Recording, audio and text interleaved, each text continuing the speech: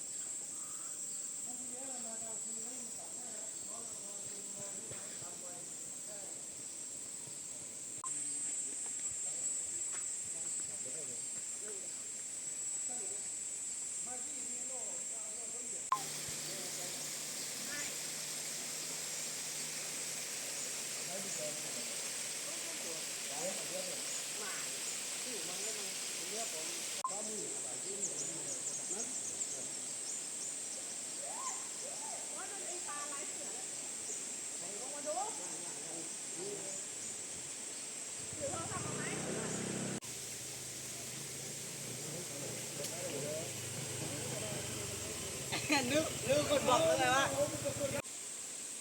พี่น้องเขาลืมโทรศัพท์ไว้ไหมไม่รู้แต่ที่มันแค่สีขาวลงไปเมื่อกี้ไหนว่าสองคนนั่งเบาะรถก็เปลี่ยนเต็มที่การลงลื่นนะกูบอกไว้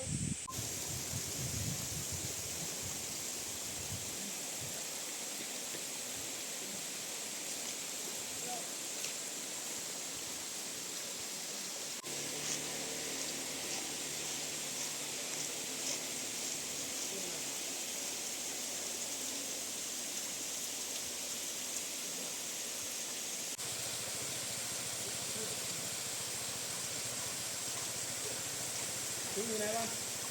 เอาถึงไหม